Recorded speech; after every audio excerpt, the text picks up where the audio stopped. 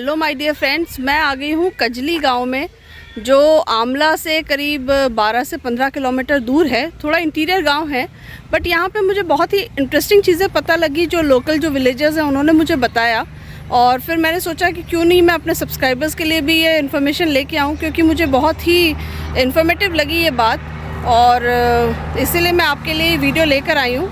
देखिएगा और फिर बताइएगा कि आपको कैसी लगी ये इन्फॉर्मेशन। सो फ्रेंड्स, ये गांव वालों का, जो आसपास के गांव वालों से मैंने बात की, उन्होंने मुझे बताया कि उनका ऐसा मानना है कि ये सम्राट अशोका ने जो 84 लाख स्तूपास बनाए थे, उसी में से एक विरासत इस गांव में भी है।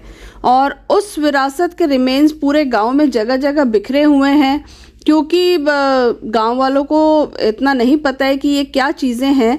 और अगर इन स्टोन्स के ऊपर आप ध्यान से देखेंगे तो गांव वालों का ऐसा मानना है कि इसमें पाली लैंग्वेज में लिखा हुआ है। खैर, पढ़ना तो कोई नहीं जानता उस लैंग्वेज को, क्योंकि काफ़ी पुरानी भाषा है, लेकिन ऐसा मानना है गांव वालों का कि इसमें पाली लैंग्वेज में ही लिखा हुआ है। और जगह जगह जब हम घूमे पूरे गांव में, ग्राउंड में, तो इस तरह के कार्विंग वाले पत्थर वहाँ फैले हुए थे। और इस तरह से कार्विंग वाले पत्थर हर जगह तो नहीं मिलते हैं फ्रेंड्स। तो मैंने सोचा कि ये बहुत ही वैल्यूबल इन्फॉर्मेशन है। हमारे ऐतिहासिक जो राजा थे सम्राट अशोक, उनके टाइम का ये काफ़ी वैल्यूबल इन्फॉर्मेशन है।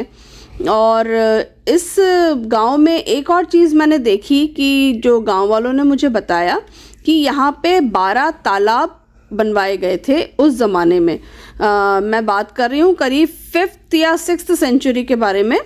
तो क्योंकि गांव वालों का ऐसा मानना है कि 5th और 6th सेंचुरी के अंश यहाँ पे जो ये बिखरे हुए हैं, ये उस टाइम के हैं। और उस टाइम पे यहाँ पे 12 तालाब बनवाए गए थे।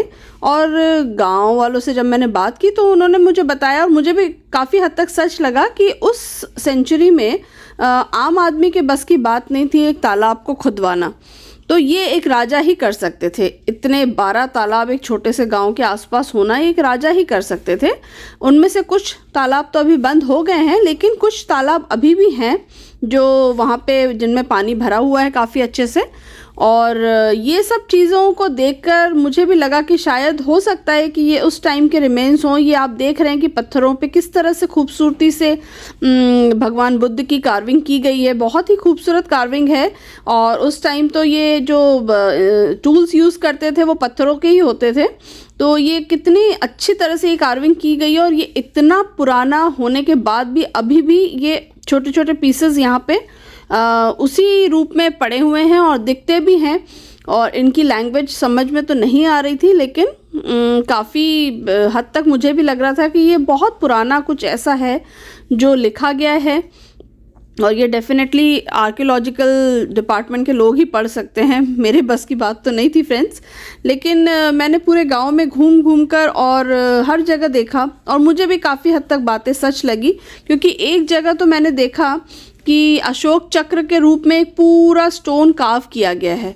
तो मुझे भी लगा कि सम्राट अशोका के टाइम का ही होगा, और तभी ये चक्र के फॉर्म में अशोक चक्र पत्थर के ऊपर कार्व किया गया है। और लैंग्वेज भी काफ़ी हद तक मुझे लगा कि उसी टाइम का है। सो यही था इन्फॉर्मेशन इस छोटे से गांव से, जो मैं आप लोगों के लिए लेकर आना चाहती थी फ्रेंड्स। सो आप भी देखिए और वीडियो को एंजॉय कीजिए।